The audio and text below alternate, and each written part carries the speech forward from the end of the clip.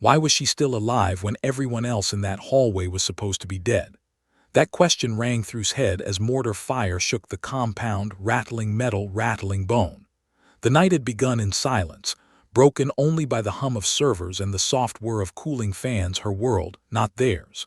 She was the IT engineer, the fixer, the one who slipped unnoticed between Marines in camouflage and command staff with clipped voices. She patched firewalls, not wounds. She guarded networks, not perimeters.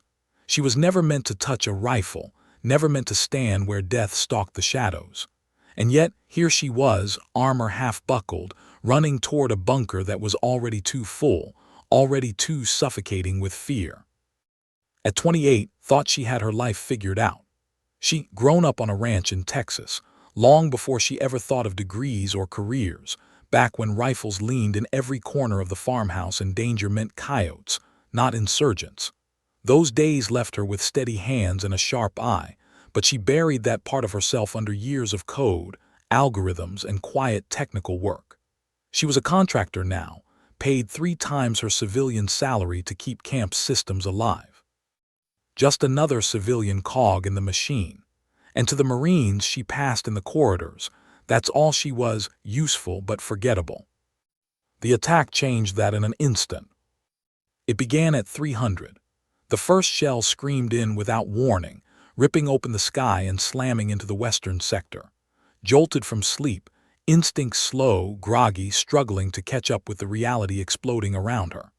The second shell hit closer, the third closer still.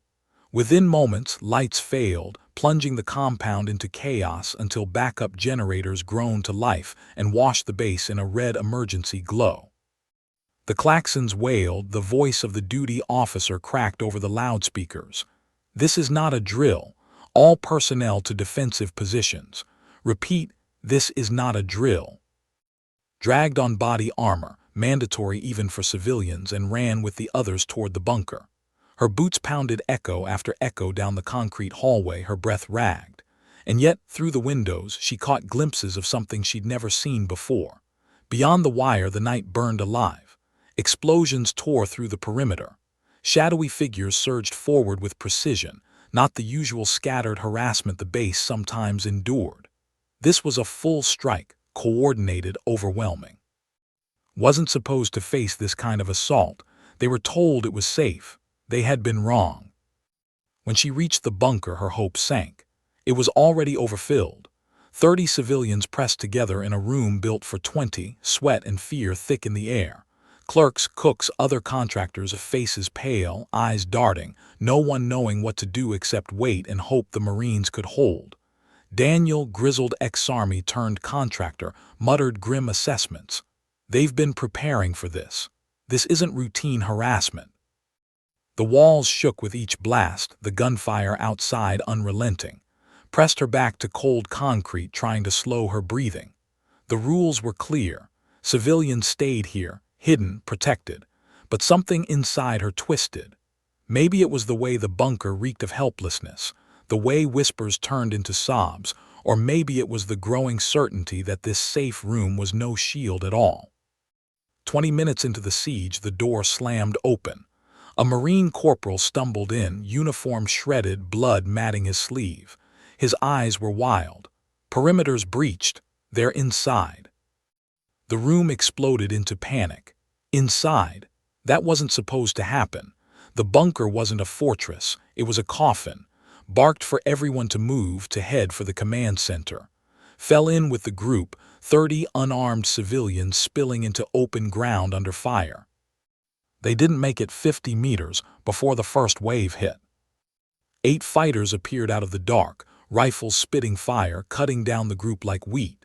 The air shredded with gunfire, bullets cracking inches above his head as she dove behind shattered concrete. Screams rang out, some from pain, others pure terror. And in that moment, crouched with her hands empty, realized a brutal truth. They were all going to die. Unless she did something insane. Her eyes locked on a body, a Marine no older than 19, sprawled lifeless behind a wrecked vehicle just a few yards away. His rifle lay beside him, magazine still loaded, his gear untouched, his chest tightened. She shouldn't, she couldn't. Every regulation screamed against it. She was a civilian, not trained for this, not ready for this. But another scream cut the night, high and ragged, and's body moved before her mind caught up. She sprinted through gunfire, heart hammering, sliding into cover beside the fallen Marine. Her hands shook as she touched him. No pulse. He was gone. She whispered an apology, then closed her grip around the weapon he no longer needed. The M4 was heavier than she remembered from that brief training months ago, yet familiar too, like the hunting rifles of her childhood, a memory that suddenly felt more relevant than her degrees, her certifications, her years of safe work behind screens. This weapon wasn't code. It wasn't firewalls. It was final, irrevocable. She flicked the selector to full auto. The fighters were 20 meters away, laughing, shouting, confident the civilians had no teeth. Stood. The rifle bucked, thunder cracking through the night. The lead attacker folded instantly, his chest ripped open. She swung the muzzle, stitched rounds into a second man before he could turn. The rest faltered, startled, realizing too late that this group of prey wasn't entirely helpless. Behind her, Daniel shouted, "What the hell are you doing?" Her answer came through clenched teeth as she slammed a fresh mag into the M4. "My job. Get them to safety. I'll hold them off." She didn't wait for permission. She pressed forward, flanking, firing, forcing the attackers into cover. Every shot roared in her chest, every recoil jarring, but she didn't stop. She couldn't. The civilians moved behind her now, herding them toward the command bunker whilst rifle carved space for their survival. She should have been shaking, should have been collapsing under fear, and yet something inside had shifted. Fear didn't vanish, it was still there, pounding in her pulse, drying her throat. But it was caged now, redirected into focus. She remembered something from her ranch days, her father's steady voice. Don't chase the fear, chase the target. One fighter darted around a crate, AK raised. She fired first. He dropped. Another tried to circle wide, flanking. She pivoted, squeezed, and watched him fall limp. The rest faltered, retreating under the weight of one stubborn civilian with no right to still be alive. When Marines finally appeared, Staff Sergeant with 3 exhausted men, they stared at her like she was some ghost. A contractor in glasses, green eyes burning behind the sights of a rifle, surrounded by the bodies of men who had thought her an easy kill. "What the hell are you doing?" demanded. Her answer was steady now, stripped of hesitation. "Refusing to die. You need shooters. Where do you want me?" That was how it began. Not with training, not with orders, but with one choice: to stand instead of hide. A choice would live with forever. And in that choice, the woman the Marines had overlooked revealed the truth. Sometimes the deadliest fighters aren't the ones with the most training. They're the ones with the most to lose. Why had no one stopped her yet? That thought lingered as fell into step with the Marines, rifle tight against her chest, boots crunching over shattered glass and smoldering debris. She was a contractor, a civilian. They should have ordered her back to the bunker, forced her into safety. But maybe safety had already died tonight. Maybe that word no longer existed inside the walls of camp. Staff Sergeant Victor glanced at her more than once, as if trying to reconcile what he was seeing. A tall woman with auburn hair scraped into a ponytail, green eyes fierce behind wire-rimmed glasses, moving with the rhythm of someone who didn't belong here, yet did. She had no rank on her chest, no ribbons, no history in this fight. But she had a rifle, steady hands, and the undeniable presence of someone who had already crossed the line from bystander to combatant. "Eastern perimeter's collapsing," barked over the radio, pulling her back into the moment. "Wires breached in 3 spots. They're pouring through." His words weren't just tactical updates, they were admissions. The Marines were being overrun. Tightened her grip on the rifle. She didn't belong here, and yet she belonged more than anywhere else. They reached a low berm of concrete that gave cover and a clear line of sight to the eastern approaches. Enemy fighters moved in small teams, disciplined, covering each other as they advanced. This wasn't chaos. This was trained assault. Pointed, targets at 100 meters, engage at will. Dropped to a knee, sighted down the M4. Her breathing slowed just like it had when she was a girl with a hunting rifle and a deer in her scope. She squeezed short, controlled bursts.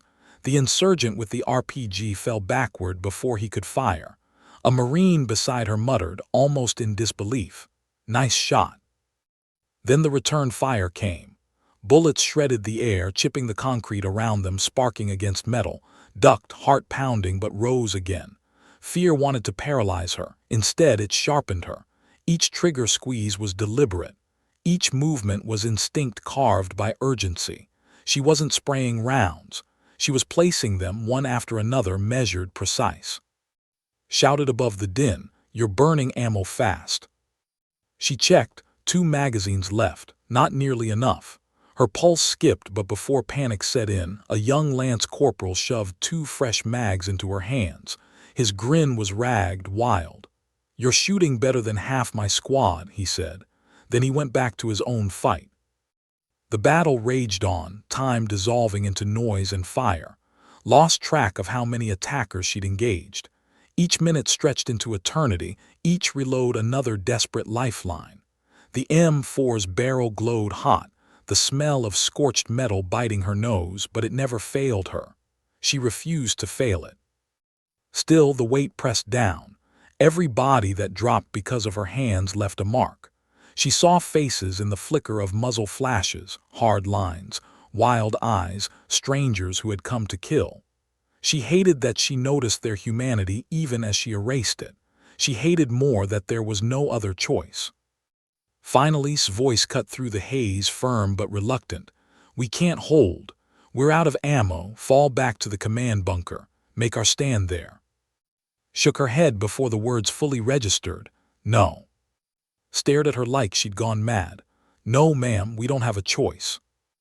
Her voice was quiet at first, but steady. "We've been reacting all night, falling back, retreating, waiting for them to push again. What if we stop waiting? What if we push back instead?" The Marines exchanged doubtful looks. Outnumbered 10-1, exhausted, low on ammo, it was lunacy. But's eyes didn't waver. "They expect us to hide. What if we hunt them instead? Small teams. Hit and run, strike before they regroup, make them fear us." Silence stretched, then exhaled, a sound equal parts resignation and resolve. "You ever done anything like this?" "No," admitted. "But I grew up hunting, the principle's the same. Don't wait for prey to find you, find it first." The sergeant studied her. Finally, he nodded. "Okay, we hunt, but we move as a team, smart, fast, no heroes." His gaze locked on hers. "And tonight you're not a contractor, you're one of us." The words sank deep, warmer than she expected. "One of us," she nodded. "Roger that." The next 3 hours bled together into a rhythm of shadows and violence. They moved like ghosts through the base, slipping between burning structures, stalking the enemy as the enemy had stalked them. Found herself at ease in the strange rhythm. Not comfortable, never comfortable, but instinct carried her, sharpened by memory. She remembered tracking deer across Texas plains with her father, learning to read patterns, to move silent, to strike quick. Now, those same instincts translated into urban combat.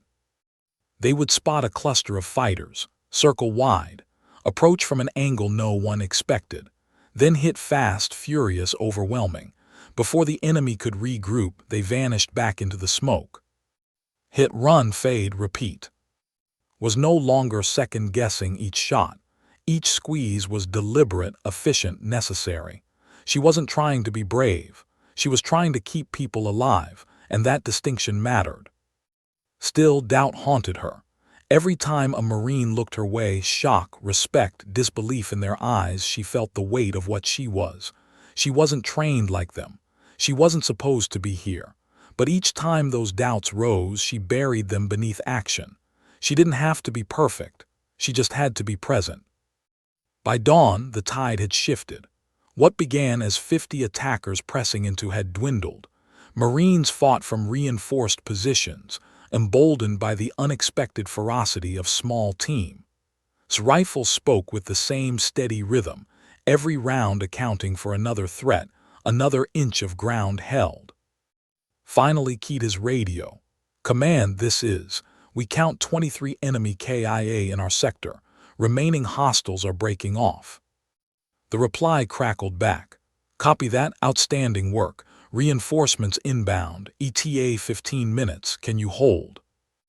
Looked over his team. Bloodied, battered, running on fumes. Cradled her last magazine, only a handful of rounds left. He keyed the mic again. "We'll hold." But the enemy wasn't finished. One final wave surged, desperate, reckless, 6 fighters sprinting across open ground, determined to take the command bunker in a blaze of suicide fire. Inhaled, raised the M4 and squeezed. 28 rounds left the barrel in short bursts. Each one landed. Each one ended a charge. And when the smoke cleared, 6 bodies lay still in the courtyard. Her hands trembled, not from recoil, but from the knowledge of what she had just done. The silence that followed was heavier than the gunfire had been.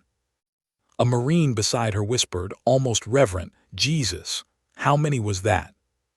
She blinked, counted in her head. 17, maybe more. Stared at her, disbelief etched across his soot-streaked face. 17, in one night. Lowered the rifle, its barrel finally cooling. Her voice was flat, resolute. "We killed them, not me, us. It was teamwork." But inside, she knew the truth. She had crossed a line she could never return from. That night wasn't about glory. It wasn't about proving herself. It was about survival, about refusing to be erased in silence. And in doing so, discovered something terrifying, something liberating. Sometimes courage doesn't come from training. It doesn't come from badges or ranks or years of preparation. Sometimes it comes when you realize that the only way to keep your people alive is to become someone you never thought you could be. Why wasn't anyone cheering? That thought crept in as the first rays of morning light crept across camp's broken skyline. Reinforcements had arrived, fresh Marines, armored vehicles, air support sweeping low, too late for the night but in time to secure the day. The enemy was gone. Smoke drifted across blackened ground. Fires hissed and sputtered in twisted metal, and sat alone on a cracked stone step, rifle across her knees, methodically cleaning the weapon as if it belonged to her. No one cheered because there was nothing to celebrate.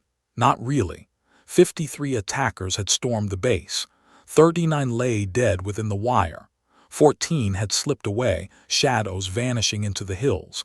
Dozens of Marines were wounded. Too many were gone. And among the survivors, silence carried heavier than victory. Ran a cloth along the M4's barrel, the same barrel that had seared her shoulder all night, the same one that had taken 17 lives. Her green eyes were rimmed red, her face streaked with ash and exhaustion. For a moment, the rifle felt like a stranger in her hands, a thing she shouldn't touch. Then it felt like an extension of her, as if some invisible bond had been forged in the heat of fire. She hated that it felt natural now. Footsteps approached, heavy, deliberate, not the scuff of a private but the stride of command. Colonel stopped in front of her, broad-shouldered, lines of fatigue etched into his face. He looked down at her, then sat beside her on the step, not speaking at first. "Miss," he said softly at last. She blinked up at him. "Sir." "I've read the preliminary reports." He kept his voice even, but his eyes studied her, weighing what he saw. 17 enemy killed, successful civilian evacuation, tactical leadership of a Marine fire team, all credited to someone whose job title is Network Systems Administrator. His lips pressed tight. "I just did what needed to be done." Nodded slowly as if he expected that answer. "Yes, you did, but the question is why. You could stayed in that bunker. No one would have blamed you. You're a civilian." His gaze drifted across the courtyard, to the Marines carrying stretchers, to the medics kneeling beside the wounded, to the crumpled forms covered with ponchos. Her chest ached. She let the silence stretch before she finally spoke. "Because this place became home. These people became mine. When someone attacks your home, when your family is in danger, you don't hide, you fight. His eyes softened just for a moment, then he leaned closer. Miss, I want you to think carefully about what I'm about to say. He paused, drawing a long breath. The Marine Corps is always looking for exceptional people, people with leadership, instinct, courage. What you showed last night I haven't seen often, not even among our best. If you're interested, there could be doors open for you. Frowned, confusion knitting her brow. Doors. Officer candidate school, a commission, a career as a Marine. The words hit her harder than the recoil of the M4. She stared at him, searching for any sign that this was some cruel joke. I'd have to give up my civilian life. Yes. Start from scratch, learn protocols, prove myself all over again. Yes. Face doubt every step of the way, that a contractor, a woman, could ever lead Marines. Silence was answer enough. Lowered her eyes, running her thumb along the rifle's grip. She thought of her old life, sterile server rooms, keyboards clicking in fluorescent light, paychecks deposited on time, evenings spent alone with nothing but code. Safe, predictable, forgettable. She thought of the Marines who had dismissed her, polite but detached, seeing only a civilian. And then she thought of last night, of fire, of chaos, of fear that had nearly swallowed her whole, of the choice she had made anyway. When she looked back there was a faint smile tugging at her lips. For the first time since the attack, her eyes held something beyond exhaustion. Colonel, where do I sign? 3 months later, the transformation was complete, or at least it had begun. Second lieutenant stood straight in her dress blues, every crease sharp, every detail perfect, though nothing could hide the memory of that night at. The commandant of the Marine Corps himself pinned her gold bars. His voice carried the gravity of history as he spoke. Lieutenant, you represent something important. Marines aren't born. They're made. Made in moments of crisis, when ordinary people choose to do extraordinary things. His throat tightened. Sir, I was just... He cut her off gently. You were just doing what Marines do. You saw a threat to your people. You ended it. That's who we are. That's what you are now. For the audience watching, it was ceremony. For it was weight. Weight that pressed on her chest as she stood at attention, bars gleaming, applause echoing faintly in the chamber. She had left behind her old identity, traded contractor's clearance for an officer's commission. But the path ahead was anything but clear. When asked what assignment she wanted, her answer came without hesitation. Sir, I'd like to go back to the forward bases. Marines out there are doing the hard work. I want to stand with them. The commandant's eyes crinkled just slightly. I thought you'd say that. You'll be given a rifle platoon. Think you can handle it? His mind flashed to smoke and screams, to 17 dead at her hands, to the moment she had crossed from civilian to something else. She inhaled deeply. Sir, I'm ready to find out. Officer candidate school had been brutal. Stripped of the respect she'd earned that night, she was just another candidate, pushed to her limits, broken down, built again. Every stumble was met with doubt from peers and instructors alike. Some whispered that she was a novelty, a contractor turned mascot, a story for the press, but didn't care. Every mile run, every drill mastered, every lesson carved into muscle and bone, it wasn't about them. It was about the Marines she would one day lead. And when she graduated, when she stood tall among the lieutenants, there was no mistaking the truth. She had not been given anything. She had earned it. Back at a forward operating base 6 months later was no longer a contractor hiding in bunkers. She was a Marine officer leading a platoon. Her Marines knew her legend, the IT engineer who had killed 17 attackers in one night. But legends fade quickly. What mattered now was her presence, her decisions, her willingness to stand where danger was thickest. One evening, returning from patrol, her radio operator, Corporal Mitchell, broke the silence. Lieutenant, can I ask you something? Glanced at him. Go ahead. That night when you picked up that rifle, were you scared? She stopped walking. For a moment the images flooded back, the bunker, the screams, the 19-year-old Marine lying dead, the first burst of gunfire she had ever loosed at a human being. Her chest tightened. "Terrified," she admitted. "More scared than I've ever been in my life." Mitchell frowned. "Then why'd you do it?" Looked around at her Marines, their faces young, earnest, trusting. Then she met Mitchell's eyes. "Because fear is just a feeling. It doesn't get to make choices. That night when I saw people I cared about in danger, the choice was already made." Mitchell nodded, his expression thoughtful, tucking her words away for later. Resumed walking, the weight of command settling across her shoulders. She knew now what it meant. Courage wasn't about feeling invincible. It was about acting anyway. And in the silence of her own mind, she promised herself one thing. She would never let her Marines feel abandoned, not as long as she carried the rank on her chest and the lessons of in her heart. That was the real battle. Not just surviving a night under fire, not just proving herself once. The real battle was carrying that choice forward, day after day, mission after mission, choosing again and again to act, to stand, to lead. And was ready. Why did they trust her so quickly? That question gnawed at as she studied the faces of her platoon for the first time. 38 Marines, some barely older than the 19-year-old she'd taken a rifle from at. They stood at attention in the dust-blown courtyard of Forward Operating Base Gideon, eyes forward, expressions disciplined but curious. They knew her story, everyone did. The contractor who had killed 17 in one night. The IT engineer turned officer. But stories were easier to believe than people, and people broke. New Marines weren't following a legend. They were following her, and she couldn't shake the fear that one mistake, one hesitation could cost them their lives. "Lieutenant," the company commander had said before she shipped out, "your Marines don't care about. They care about what you do tomorrow. Remember that." Now, standing in front of them, she understood. She wasn't here to relive the past. She was here to prove herself in the present.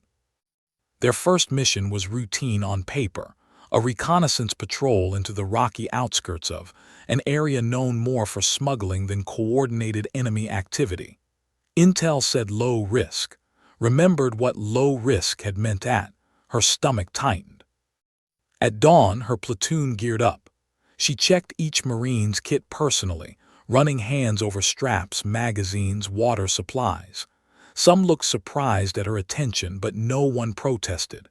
It grounded her, reminded her that these weren't numbers on a report, they were lives she was responsible for. Corporal Mitchell, her radio operator, fell into step beside her as they left the wire. "Ma'am, you're checking gear like a staff sergeant, not a lieutenant." Shot him a look. "Good, means I'm doing something right." He smirked, shaking his head. "Most LTs don't bother. Most LTs haven't been where I've been." The patrol stretched out into the hills, boots crunching on gravel, the air dry and thin. Kept her rifle low but ready, scanning the terrain. The silence pressed on her ears, too quiet, too empty. She hated quiet. Quiet was how it felt before the first shell fell. Halfway to their objective, Mitchell's voice crackled in her earpiece. "Movement ahead, 2 o'clock, small group, maybe 6. Raised her hand, signaling a halt. The Marines dropped into cover with practiced ease, rifles angled forward. She crawled up to a ridge for a better view. 6 figures indeed, armed, moving with purpose, not the casual swagger of smugglers. Too disciplined, too alert. Her heart skipped, not routine. She tapped her radio. "Eyes on 6 hostiles, possible overwatch element. They haven't spotted us yet." Silence on the net for a moment, then the company commander's voice. "Your call, Lieutenant. Engage or bypass." Her pulse hammered.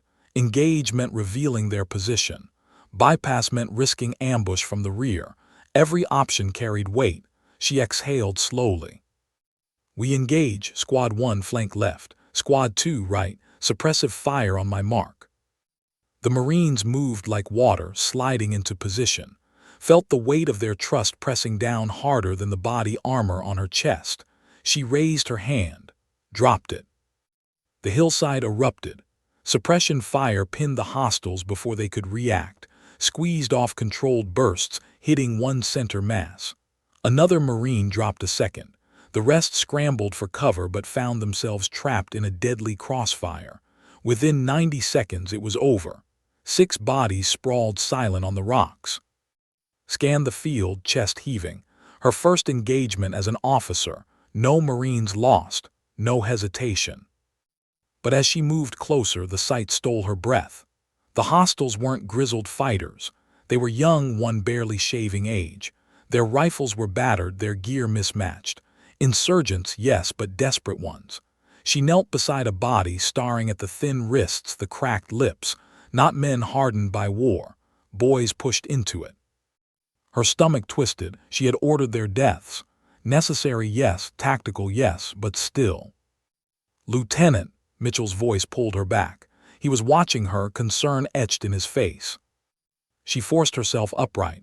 "Secure the site, check for intel, then we move." Her voice was steady, her heart was not. Back at the FOB, reports filed, weapons cleaned, sat alone in her quarters, staring at her hands.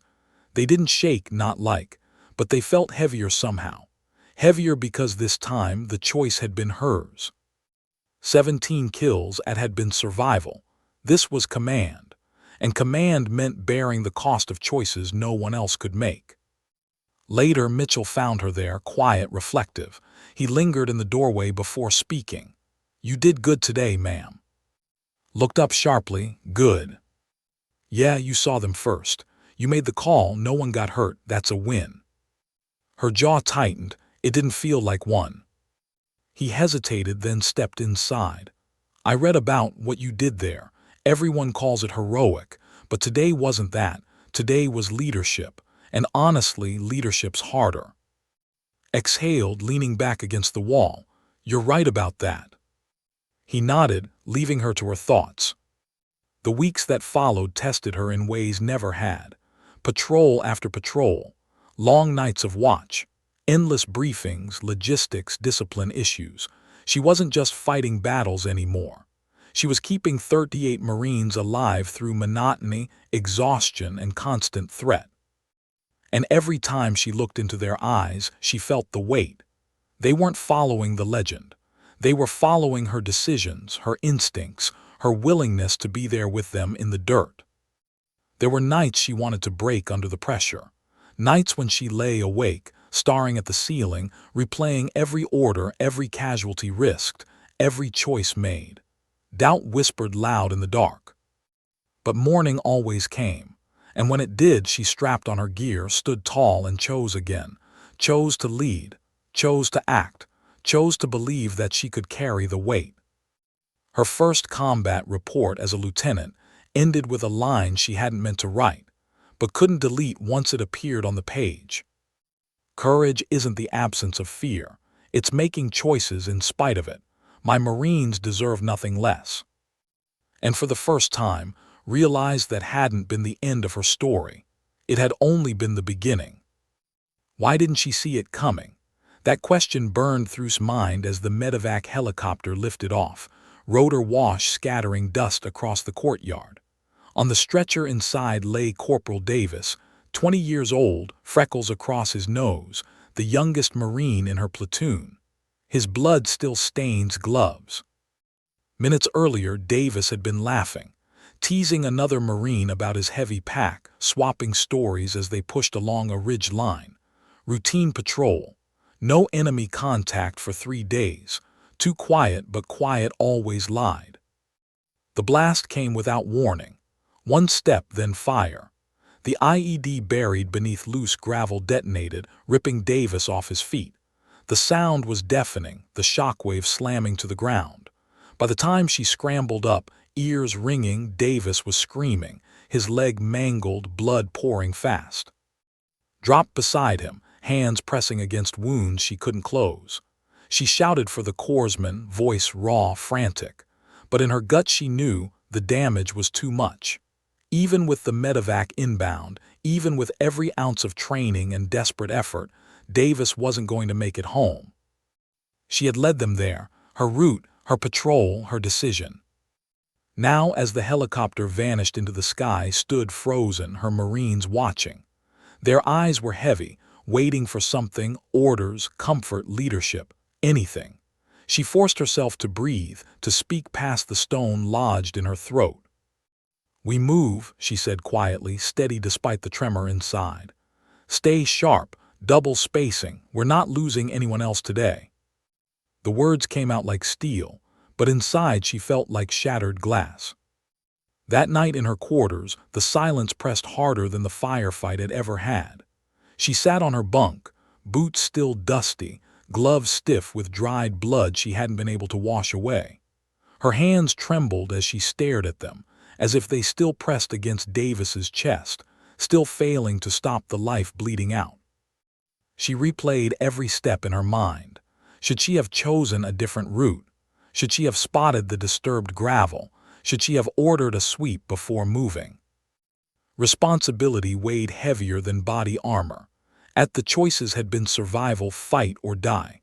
But here, as an officer, the choices were hers alone, and the cost of a wrong one had a name, a face, a laugh she would never hear again. When the knock came at her door, she almost ignored it. But it came again, firm, insistent. She opened it to find Corporal Mitchell, her radio operator, standing stiff in the dim light. His jaw was tight, but his eyes were softer. "Ma'am," he said quietly, "the guys, they're hurting. Thought maybe you should say something." His chest tightened. The thought of facing them, of pretending to have answers she didn't have, felt impossible, but she nodded. In the dim glow of the barracks' common room, her platoon gathered, eyes red, shoulders slumped. They looked to her, their lieutenant, their leader, the one who was supposed to keep them alive. Stood before them, words caught in her throat. She wanted to tell them she was sorry, that it was her fault that she had failed Davis. But something deeper pushed against the guilt, something steadier. "I can't take away the pain you're feeling," she began, voice low, rough. "I can't give you answers that make sense of this. Corporal Davis was one of us. He should still be here. And the truth is, we can do everything right and still lose people we love." The room was silent, heavy, but no one looked away. "But I will tell you this," she continued. "Davis deserves more than our guilt. He deserves our resolve. Tomorrow the mission continues. Not because we forget him, because we carry him with us. Because that's how we honor him, by doing our jobs, by bringing each other home." Her voice cracked on the last word, but she didn't hide it. She let them see the grief. And somehow in that broken honesty, strength settled over the room. Not triumph, not relief, just the quiet understanding that they would endure, together. Later, when the others had gone, Mitchell lingered. "You think you failed him," he said, reading her silence. "Swallowed hard, didn't I?" "No, ma'am. The people who planted that IED did. Not you. You let us out there, you brought us back. Most of us don't come home without you calling the shots." She looked at him, searching for doubt. There was none. "We'll lose more," she whispered. "I can't protect everyone." Mitchell nodded.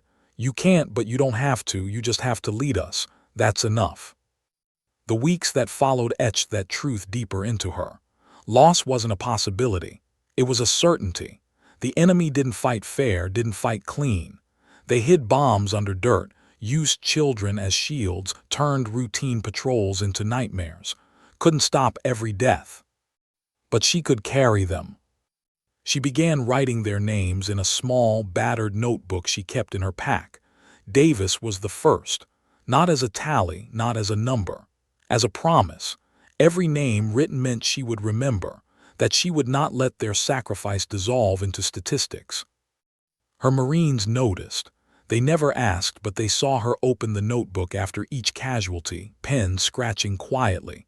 Some found comfort in it. Others thought it strange. But for it was survival. It was the only way to balance the weight pressing down on her chest. One evening, weeks later, as the sun bled into the horizon, Mitchell asked the question again. "Lieutenant, why do you write their names?" Looked at the notebook, thumb brushing its worn cover. She thought of Davis, of the freckles across his nose, of the laugh that still echoed in her memory. Because numbers don't mean anything, she said softly. Reports say 1 KIA and it disappears, but he wasn't one. He was Davis. He mattered. They all matter. And if I don't write them down, I'm afraid the world will forget. Mitchell nodded slowly, the weight of her words settling over him. The world might forget, but we won't. Closed the notebook, sliding it back into her pack. That's the promise. We carry them, always. Command later praised her handling of the patrol, nodding her composure under fire, her ability to rally her Marines after a casualty. On paper, it was a success. A difficult mission completed, minimal losses compared to what might have been. But didn't feel successful. She felt hollow, like part of her had been left in the dust with Davis. And maybe that was the point. Maybe leadership wasn't about feeling victorious. Maybe it was about carrying the weight of the fallen and still standing tall enough for the living. That night before sleep, she whispered into the silence of her quarters. Not a prayer, not a command, just a promise. I'll carry you, Davis, every step. And with that, she closed her eyes, knowing tomorrow she would have to wake, lead, and choose again. Because that was the burden she had accepted, the burden of command. Why was the road so empty? That was the first thing noticed as her platoon pushed deeper into the narrow valley. The sun beat down hard, baking the dirt into cracked scales, heat shimmering in the distance. Normally this route was alive with goat herders, carts, locals moving between villages. Today, nothing. Not a soul. Her gut twisted. Silence was never a gift here. Silence was a trap. She raised a hand, halting the column. Marines crouched low, rifles angled, scanning the cliffs on both sides. The valley was a textbook kill zone, narrow, exposed, high ground perfect for ambush. Pulse picked up, her eyes sweeping for signs. Rocks that looked too neatly stacked. Dust disturbed in unnatural patterns. Shadows that shifted just a little too quickly. Her radio crackled, Corporal Mitchell's voice tense. "Lieutenant, I don't like this." "Neither do I," she murmured, her voice low. She wanted to pull them back, but the mission mattered. Recon the valley for potential supply routes. Higher command had insisted it was safe enough. But command wasn't here, standing in the center of a bowl waiting to be filled with fire. Then it came. The first burst of gunfire echoed from the ridge, sharp, rattling. Then another.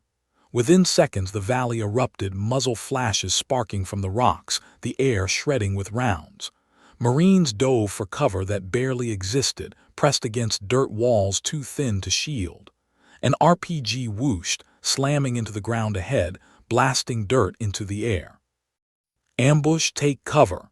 His voice cut through the chaos, sharper than she meant but necessary.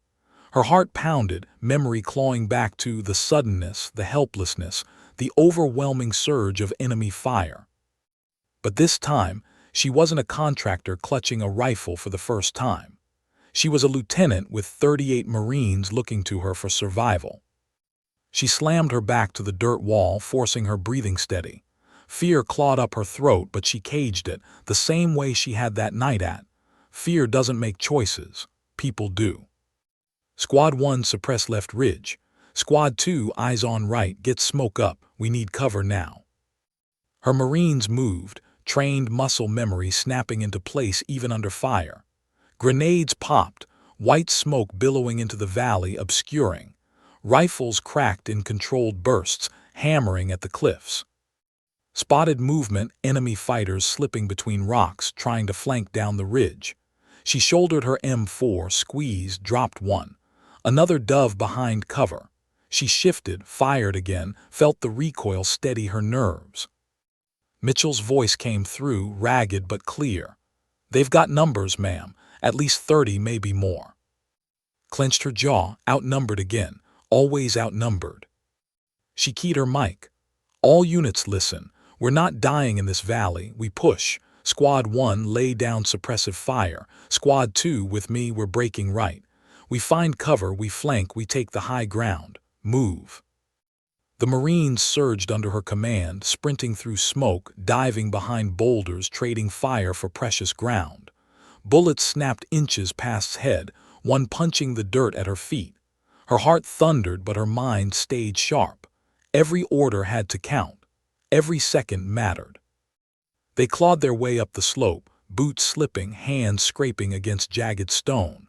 Fire rained down, chipping rock, sparking against helmets. One Marine stumbled, round grazing his shoulder. Grabbed his vest, yanking him forward, refusing to let him fall behind. "Keep moving," she shouted, voice hoarse. "We take that ridge or we die down here." Her platoon responded, fueled not by certainty but by the force of her will. Together they crested the ridge, rifles barking, grenades arcing. The ambushers hadn't expected resistance this fierce, this fast. Several fell, others scrambled back. Dropped behind a rock, chest heaving. She scanned, spotted an enemy setting up an RPG. Her breath steadied. She squeezed the trigger, 1, 2, 3. The fighter crumpled, the launcher clattering uselessly to the ground. For a moment the tide shifted. Marines poured fire downhill, pinning attackers in the valley. Smoke curled, dust choked the air, the battle tilting from slaughter to survival. But then a new sound cut the chaos, the heavy thump of a mortar tube. Stomach dropped, mortars. "Incoming," she shouted, diving flat as the first round slammed into the valley floor.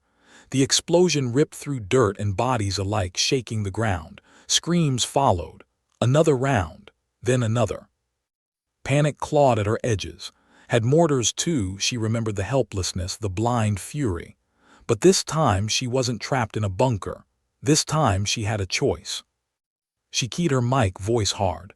"Mitchell, get me air support now. Everyone else shift fire, find that tube." Through the haze she spotted it, a crude setup half hidden behind rocks.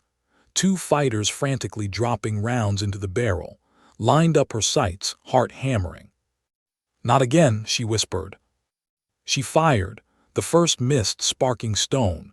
She adjusted, exhaled, fired again. One fighter dropped. The second scrambled, panicked.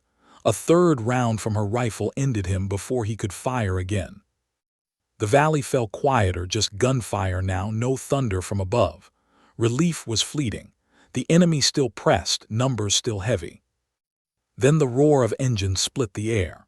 Two Apache gunships swept low, missiles streaking into the ridges, tearing fire across enemy positions. Marines cheered, voices ragged with exhaustion, hope flooding back. Leaned against the rock, sweat streaking her face, lungs burning. They had survived the ambush. Barely. Back at the FOB, the after-action report praised her decisiveness under fire, her maneuver to seize the ridge, her leadership that turned certain slaughter into survival. But didn't feel praised, she felt haunted. Because amid the chaos, she had seen one Marine fall and not rise again.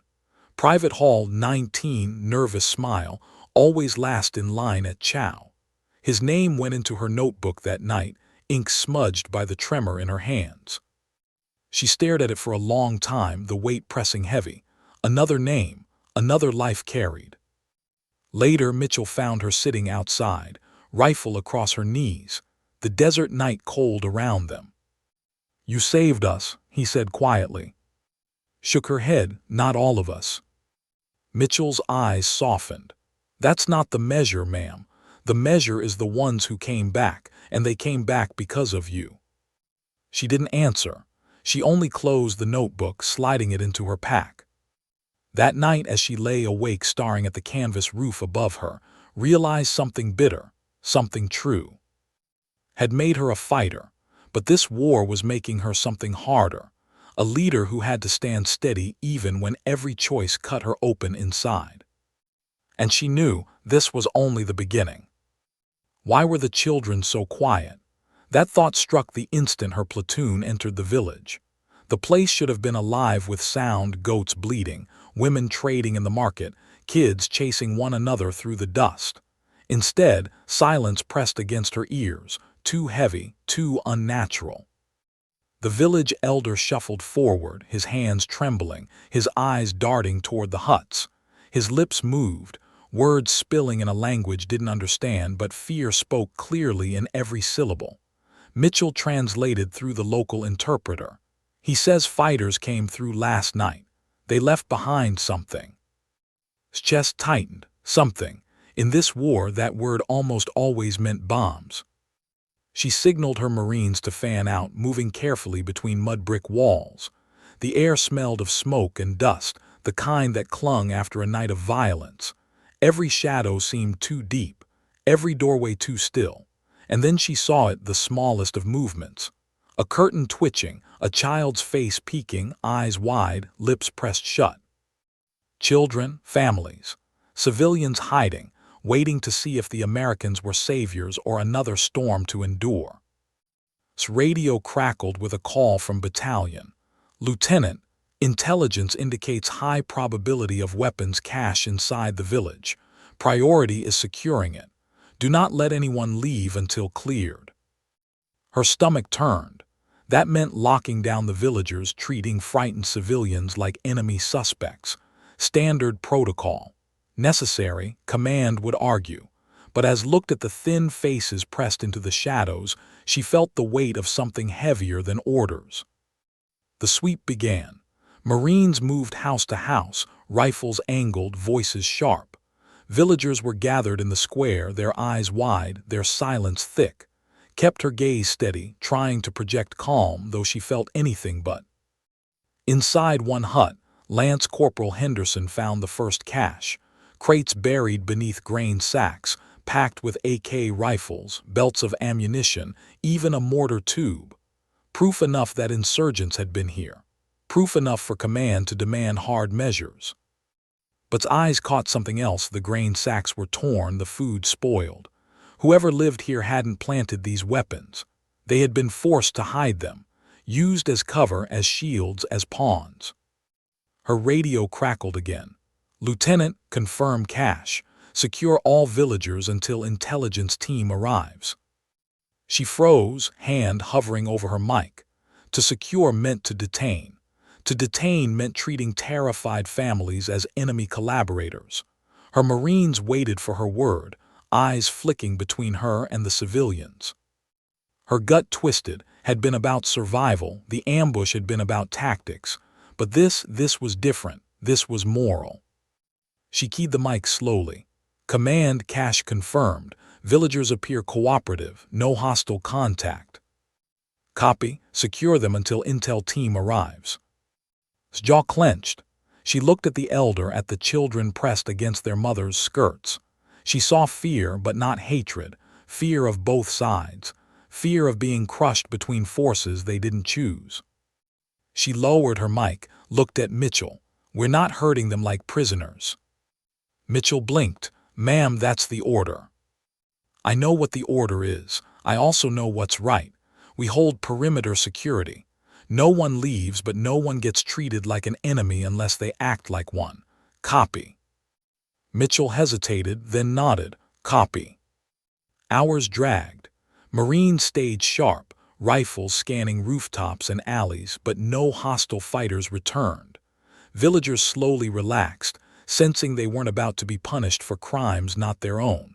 Some even brought water, tentative offerings to the Marines in the heat. When the intel team finally arrived, they found the cache secured and the villagers calm. They filed their reports, nodding with satisfaction. On paper, everything was neat, but knew it could have gone very differently. That night back at the FOB, the battalion commander summoned her. His tone was clipped, his stare hard. You disobeyed direct orders, Lieutenant. You were told to secure all villagers. Instead, you allowed free movement inside the perimeter. Held his gaze. Sir, the mission was to secure the cache. It's secured. No Marines were harmed.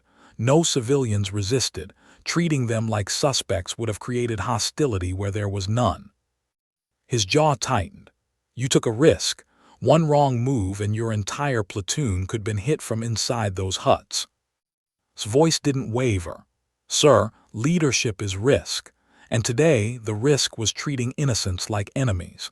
I won't turn villagers into targets because it's easier on a report.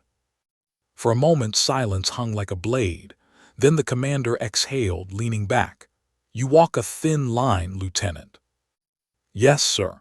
but I'll walk it again if it keeps my Marines alive and keeps us human." Word spread quickly through the platoon. Some Marines questioned her choice, muttering about how close it could gone bad. Others respected her more, seeing that she carried not just their survival, but the weight of doing right in a place where right was often drowned out by necessity. Mitchell summed it up one night, sitting beside her as they cleaned rifles under the glow of a lantern. "You're not just fighting the enemy, ma'am. You're fighting the war itself, the part that wants to turn us into something we're not." Didn't answer. She just kept cleaning her rifle, the motion steady, the silence telling. Because she knew the truth, every war tried to erode dignity, to grind morality into dust. And the hardest battle wasn't always against the enemy.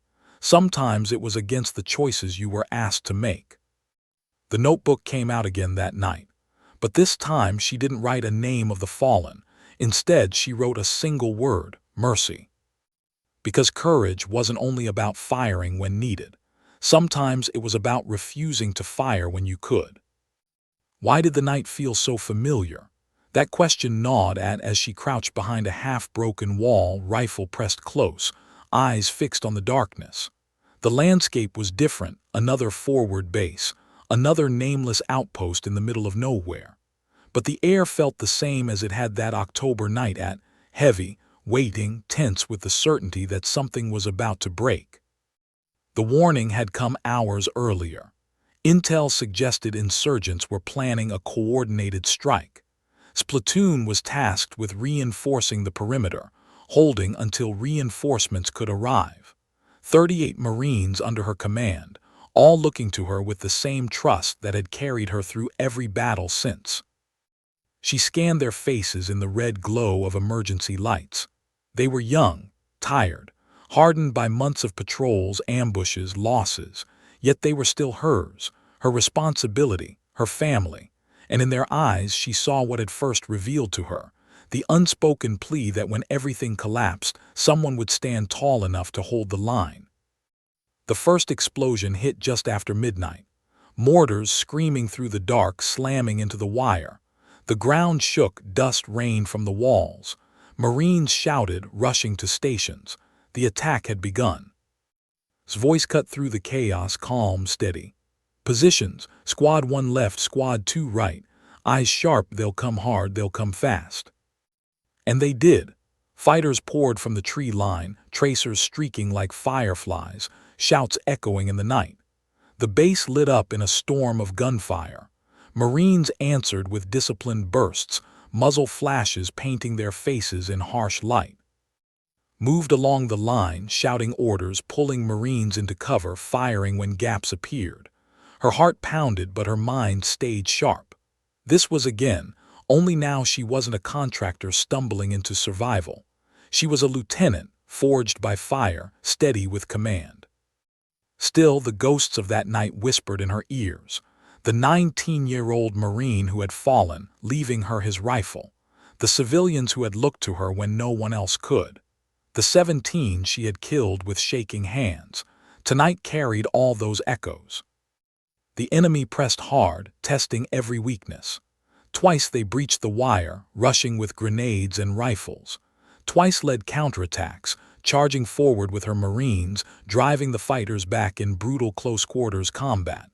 Her rifle burned hot, her voice hoarse from shouting orders, but she refused to yield an inch. At one point, Mitchell staggered beside her, blood streaking his sleeve from a grazing round. "I'm fine," he gritted, seeing her concern. "Don't you dare slow down for me." Squeezed his shoulder once, then turned back to the fight, because slowing down meant death.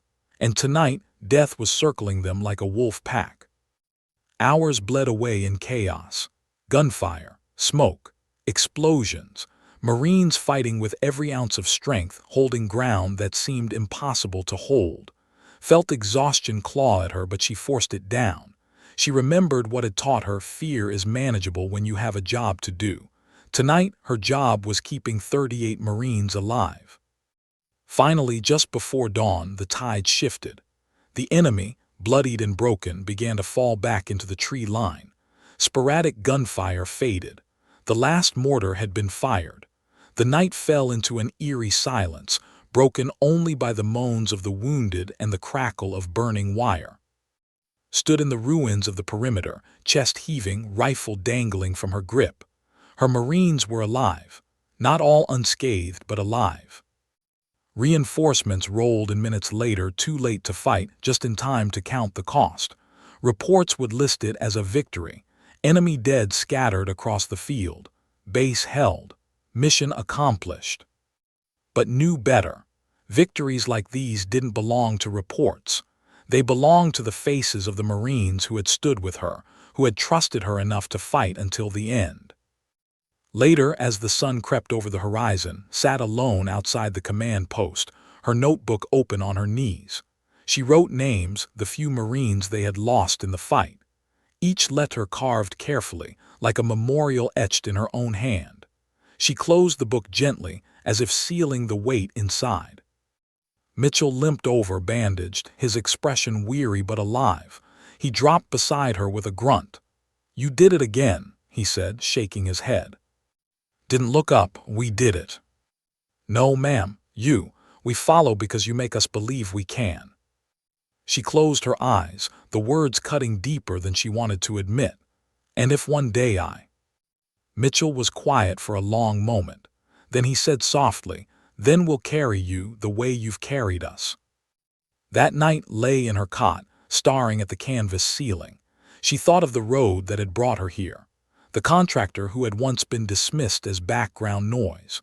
The woman who had picked up a rifle not because she wanted to, but because she had to. The leader who now carried names in a notebook instead of code in a server. Had begun her transformation. But this war had shaped her into something larger, not a legend, not a myth, just a Marine who refused to let fear make choices for her. She whispered into the quiet, not to God, not to command, but to the ghosts she carried. "I'll keep going. I'll carry you all." And in that whisper was the truth she had lived, the truth she hoped her Marines would remember long after she was gone. Courage was never about feeling invincible. It was never about medals or numbers or how many the reports counted. Courage was choosing to act when fear screamed louder, choosing to lead when silence would be safer, choosing to carry the weight of others when your own shoulders already bent. Courage wasn't loud. It wasn't heroic in the way stories like to pretend. Sometimes courage was just quiet. Sometimes dignity didn't speak. It simply acted,